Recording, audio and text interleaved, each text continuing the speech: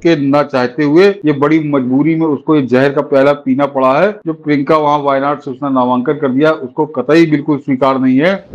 आज ही से इंडी गैंग में जमकर जूते की मिसाल फिर से बटने लगी मनीष जी। तो पांच जगहों पे कम्युनिस्टों ने अपने उम्मीदवार घोषित कर दिए और कांग्रेस ने 6 उम्मीदवार अपने घोषित कर दिए, यानी दोनों अलग अलग चुनाव लड़ेंगे। ये जो प्रियंका गांधी की वहां पे वायनाड में एंट्री हुई है, वो मुस्लिम बाहुल्य क्षेत्र है, वहां पे वो जीत ही जाना है उसको। कांग्रेस के अंदर जो है एक इंटरनल वार शुरू होगी, गृह युद्ध कह लीजिए आपस में, या अंतरकलह। वैसी अंतरकलह भारत कांग्रेस ने अपने इतिहास में नहीं देखी होगी। भारतीय राजनीति में सर एक आज बहुत महत्वपूर्ण बदलाव का दिन है। आज प्रियंका वाड्रा की एंट्री हो गई वायनाड से, और वायनाड से आज एक तस्वीर प्रियंका वाड्रा ने साझा किया है, वो मुझे लगता है कि बहुत महत्वपूर्ण है। नॉमिनेशन में तो एक से एक चल रहा है कि इंदिरा गांधी से मिलता जुलता है। ये इस तस्वीर ने मुझे सबसे ज्यादा प्रभावित किया है। नॉमिनेशन की बहुत सारे वीडियोज घूम रहे हैं, लेकिन ये तस्वीर महत्वपूर्ण है। आपने रॉबर्ट वाड्रा के चेहरे पर ऐसी खुशी कभी नहीं दिखी होगी। आपको इस चेहरे में प्रियंका और प्रियंका पुत्र से ज्यादा रॉबर्ट वाड्रा के चेहरे में खुशी है। ऐसा लग रहा है रॉबर्ट का बड़ा सपना पूरा हो गया है।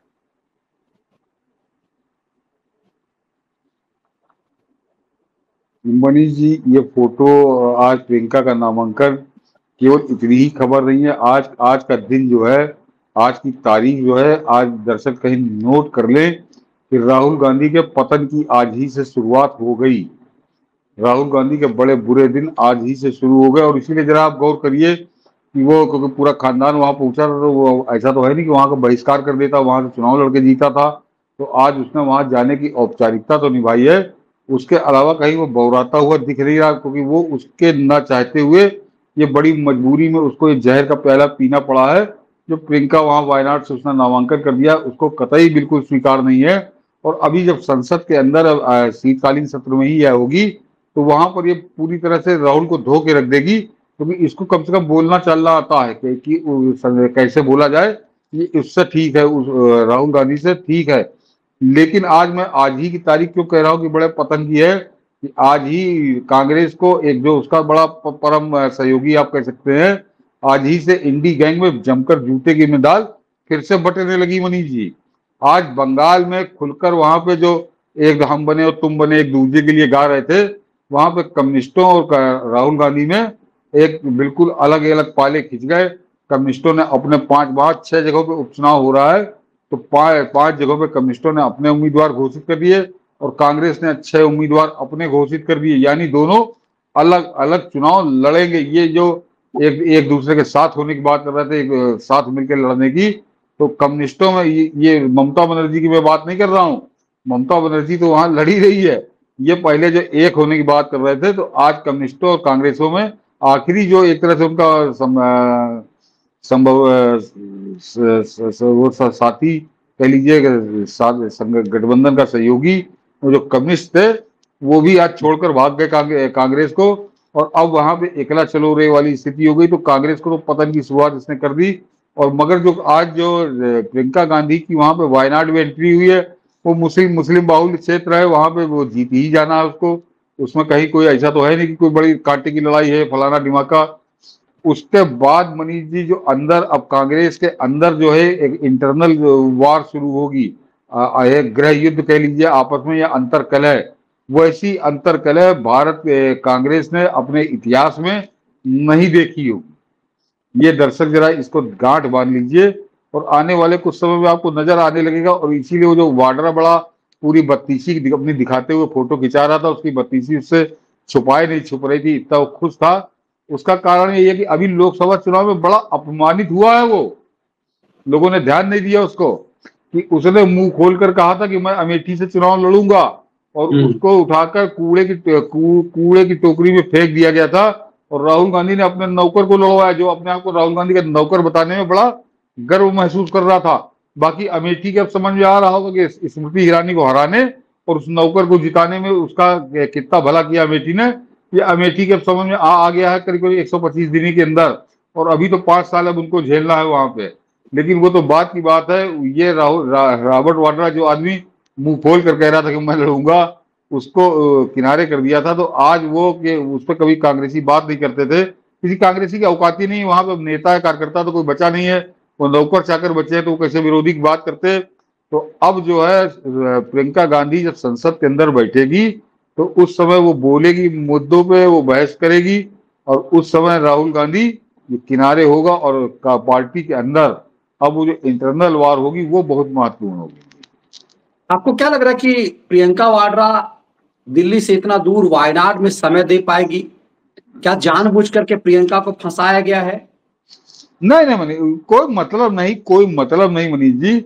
वो वायनाड में उनको मालूम है कि हम यहाँ थूकने भी नहीं आएंगे तो भी हमको लाखों वोटों जिताएंगे, वहां मुसलमान वोट है।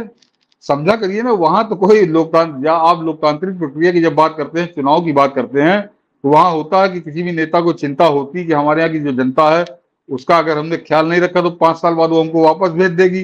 लेकिन यहाँ पर उनको अच्छे से ये मालूम है कि कोई फर्क नहीं पड़ता, हम उनकी शक्ल देखने ना जाए, और 5 साल बाद वहां पे अगर जाएगी प्रियंका तो भी वो जीत जाएंगे, क्योंकि उनको उनको भाजपा को हराना है, मोदी को हराना है, तो वो किसी को भी वोट देंगे। और उनके एक नहीं ऐसे सैकड़ों वीडियो, तो वो आप ये कहें कि वो अपनी कॉन्स्टिट्यूएंसी में फंस जाएगी तो कतई नहीं फंसेगी, वो दिल्ली में रहकर इसी की नाक में दम करेगी। अब आप देखे जाइए खेल।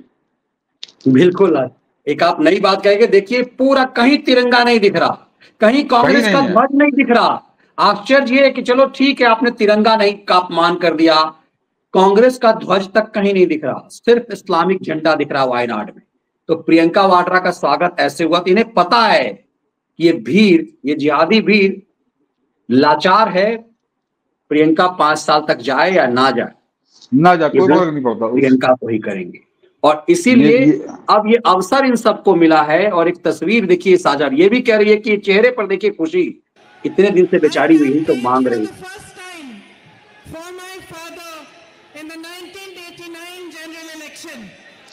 A few moments later. She was 17 years old when Papa died. तो खैर लोग ये मजाक उड़ा रहे हैं कि दोनों का गणित क्या है। वो कह रही है कि मैं 17 साल की थी तब मैं पहली बार चुनाव प्रचार करने आई, और ये कह रहा जब फादर इसके मरे तब ये चुनाव प्रचार। खैर ये अलग चीज है, लेकिन ये चेहरे पर जो दिख रही है कि प्रियंका की इतने दिनों बाद की मनोकामना पूर्ण हुई है। राज्यसभा तक नहीं भेजा जा रहा था प्रियंका वाड्रा को, लगातार ये मांग होती रही और झाड़ पर चढ़ाया जाता रहा कि कमलनाथ से लेकर के ये दिग्विजय सिंह जैसे चमचे कहते रहे कि ज्योतिरादित्य सिंधिया की जगह पे प्रियंका वाड्रा को भेज दीजिए, लेकिन सोनिया ने प्रियंका को राज्यसभा तक नहीं जाने दिया। अब ये लाचारी है। वो मनीष जी किस्सा सुना दूं जरा राहुल बनाम प्रियंका का, कि राहुल कहीं सीन में नहीं था, और ये प्रियंका 1998 और उससे 1999 में जो सोनिया गांधी पहला लोकसभा चुनाव लड़ी है, उसके बाद से रायबरेली की सीट पर, या पहला चुनाव या अमेठी से लड़ी थी सोनिया गांधी। तो एक तरह से रिप्रेजेंटेटिव यही हुआ करती थी, और प्रियंका उत्तर प्रदेश के लिए बड़ा जाना पहचाना चेहरा थी, और उस जो कॉन्स्टिट्यूएंसी है अमेठी में भी पूरी तरह से सक्रिय थी। ये राहुल तो कभी कभार आता था मौज लेने के लिए, घूमने के लिए, और तो वो प्रियंका को लोग ये मान कर चल रहे थे कि प्रियंका जो है यहाँ पर राजनीति में आएगी। लेकिन मैं जरा वो कुछ संयोग है, आप जानते हो वकील साहब को, वो उन दिनों भाई बहुत, मेरे आपको बता चुका हूँ, बड़े दूसरे टाइप के हम लोग के संबंध थे। वो इस परिवार के बड़ा जय जयकार करते थे। तो मैंने कहा कि प्रियंका आएगी राजनीति का, तो ये बात कहूंगा कि उस आदमी ने मुझसे कहा था कि भाई साहब नोट कर लो, प्रियंका कभी नहीं आएगी राजनीति में, राजनीति में राहुल ही आएगा। और हम लोग उसकी बात पे हंसे थे, लेकिन वास्तव में 2004 में प्रियंका को साइड लाइन करके राहुल गांधी को उतारा गया। तो उसने कारण भी बताया था उस समय। अब वो वकील साहब भले ना बोले, कहा था कि क्या ये जो शब्द इस्तेमाल बता रहा हूँ मनीष जी, कहीं ये आदमी बौखल है, इसको कांग्रेसी जैसा चाहेंगे वैसा नचाएंगे, प्रियंका थोड़ी शार्प है तो इनके लिए नचाना क्योंकि मुश्किल होगा। तो उन्होंने राहुल को चुना था, कि प्रियंका नहीं राहुल। तो एक तो कारण ये था, ये 2004 में ही तय हो गया था कि राहुल राजनीति करेंगे, प्रियंका को साइड लाइन रखा जाएगा। और दूसरा कारण मुझे ये बहुत बेहतरीन स्टोरी 98 में आउटलुक मैगजीन के रिपोर्टर ने की थी। जरा 98 की बात है, वो इटली चला गया था और वहां पर सोनिया गांधी के घर का उसने पूरी रिपोर्ट तैयार की थी। तो उसमें उनके घर वालों, उसने लिखा था कि घर वालों ने बात करने से मना कर दिया, तो उसने अड़ोसियों पड़ोसियों से बात की थी कि क्या क्या है। तो उन अड़ोसियों पड़ोसियों ने उस रिपोर्टर को बताया था कि बच्चे यहाँ कभी कभी आते हैं, साल 2 साल में आते हैं, यहाँ पर रहते हैं। लड़का जो है वो तो जरा मिक्सअप हो जाता है, बात करता है। लड़की कहीं बाहर नहीं निकलती, ना वो किसी से मिक्सअप होती है। वो प्रियंका के लिए था, और प्रियंका और राहुल की उन्होंने रिपोर्ट दी थी। और उसी रिपोर्ट में मनीष जी ये भी लिखा था कि जैसे हमारे यहाँ कहा जाता है कि हिंदुस्तान पुरुष प्रधान समाज है, तो हिंदुस्तान से ज्यादा इटली इस मामले में है। तो वो सोनिया गांधी को ये था कि हमारा लड़का ही प्रधानमंत्री बनेगा। वो लड़की को वो स्वीकार नहीं कर रही थी, वो उसके इटली की एक मानसिकता है। तो बड़ी सोची समझी रणनीति के तहत प्रियंका को साइड लाइन रखा गया था। और दूसरे एक बात और बता दूं, वो उसका मैं खुद गवाह हूं कि प्रियंका की शादी जब हुई है उसके बाद मनीष जी पूरियंका का पहला दौरा था अमेठी का, और माँ बेटी दोनों साथ आई थी। और उसमें एक गांव में ये लोग दौरा करने गए, हम लोग पूरी प्रेस साथ थी।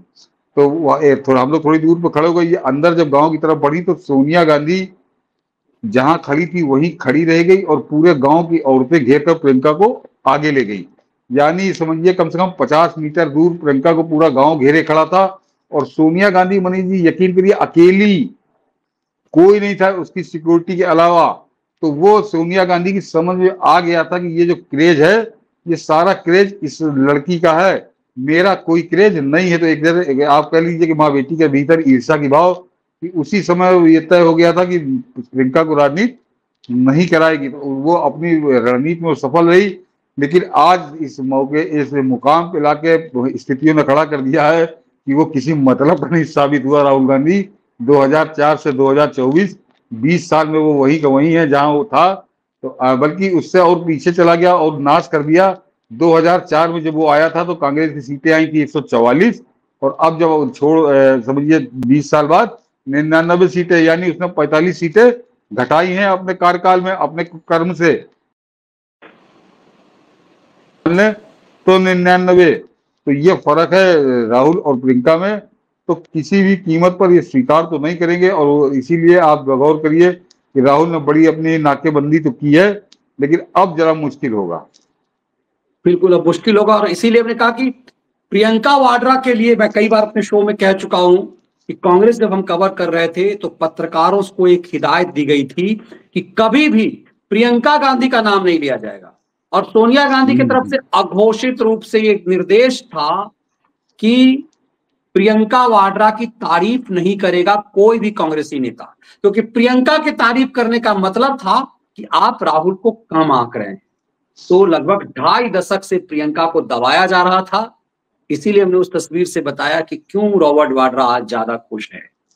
तो आपको लगा कि वाड्रा युग की शुरुआत होगी, क्योंकि इसका तो अब कोई आगे वंश बढ़ना नहीं है।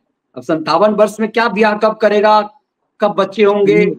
तो मनीष जी अब जरा खेल का मजा आएगा। मैं अब जरा बताता हूँ आपको, जरा जिसकी तरफ कोई अभी सोच नहीं रहा कि अब जो है, जो भाई बहन की जो अंतर कलह शुरू होगी, गृह युद्ध शुरू होगा, उसमें आने वाले दिनों में आपको राहुल गांधी की कुछ वो खबरें लीक होती नजर आएंगी जो अभी तक लीक नहीं हुई थी। अब वो कहाँ से लीक होंगी आप समझ सकते हो। वो खबरें आपको लीक होती मिलेगी कहीं फलाने मीडिया हाउस में, कहीं फलाने मीडिया हाउस में। ये लेकिन अभी इसके लिए थोड़ा इंतजार करिए, 5-6 महीने लगेंगे, जिस समय सत्ता संघर्ष शुरू होगा और चरम पे पहुंचेगा तो वो परेशान हो जाएगा, क्योंकि उसने अपनी घेरेबंदी तो कर रखी है। तो इतनी जल्दी तो नहीं होगा। और ये मैं कोई अपना अनुमान या बात नहीं कर रहा हूँ, ये इस खानदान के अंदर पहले हो चुका है। ये भी जरा याद रखिए, वो जो नेहरू था वो, और विजय लक्ष्मी पंडित जो उसकी बहन थी, तो वो नेहरू से तो नहीं लड़ी थी, लेकिन वो इंदिरा गांधी से वो बहुत भयंकर तरीके से लड़ी थी। यानी 1977 में तो खुलकर जनता पार्टी का प्रचार कर रही थी वो विजय लक्ष्मी पंडित इंदिरा गांधी के खिलाफ। तो ये इस नेहरू खानदान में पहले हो चुका है, और आने वाले दिनों में आप इन दोनों को देखेंगे। लेकिन जो मनीष जी आपने कहा कि प्रियंका वाड्रा युग, प्रियंका युग, ये काम खत्म, ये नहीं होगा। प्रियंका वाड्रा युग ऐसा नहीं कि ये आएगी और छा जाएगी, क्योंकि अपने इसके पत्ते खुल चुके। ये महिला 2014 तक, या बल्कि 2010 तक, 11 तक कह सकते हैं, तब तक इसके अंदर कुछ चार्म था। कुछ गुण थे, लेकिन उसके अलावा कुछ व्यक्तिगत आदतें हैं जो खराब आदतें हैं, गंदी आदतें हैं। आप लोग ज्यादा अच्छे से परिचित होंगे जो दिल्ली के पत्रकार हैं, कुछ जो शौक है रात रात वाले वो बड़े खराब हैं, और वो उसमें कहीं फ्रस्ट्रेशन का भी एक बहुत बड़ा भाग है। तो आज वो चेहरा नहीं है प्रियंका गांधी का जो आज से 10 साल पहले था। तो अब वो प्रियंका गांधी हो चुकी है खत्म। तो अब राहुल गांधी के लिए भारी पड़ेगी, लेकिन नरेंद्र मोदी के सामने तिनके की तरह उड़ेगी। और ये 2017 के चुनाव में पूरी कमांड इसी को सौंपी थी, उसमें किसी की कोई सुनवाई नहीं थी, कहीं कोई किसी को नहीं सुना जा रहा था। जो किसको टिकट मिलेगा, किसको नहीं मिलेगा, किससे समझौता होगा, किससे नहीं होगा, वो जो यूपी के 2 लौंडे घूम रहे थे 2017 में, तो दर्शक ये समझ लें कि खाली घूमने के लिए वो था। जमीन पर कौन आदमी देख रहा था, ये प्रियंका गांधी ही देख रही थी। 2017 का भी चुनाव, 2019 का भी चुनाव, तो कितनी क्षमता है ये आपको दोनों परिणाम बता रहे हैं। तो इसमें कोई ऐसा कि बड़ी संगठन क्षमता है, कोई बड़ी नेतृत्व क्षमता है, वो कहानी बहुत पहले खत्म हो चुकी, वो पन्ना वो किताब बहुत पहले बंद हो चुकी। अब ये आपस में कौन गांधी की विरासत, उसके लिए लड़ाई होगी कांग्रेस के अंदर। हाँ, आप कह सकते हैं कि वाड्रा का दौर आएगा, बाकी देश को इससे कोई लेना देना नहीं कि तुम्हारी नाक इंदिरा गांधी से मिलती है, कि तुम्हारी जुल्फ इंदिरा गांधी से मिलती है। ये तुम्हारे चमचे चटकार देखें, देश बहुत आगे निकल चुका है।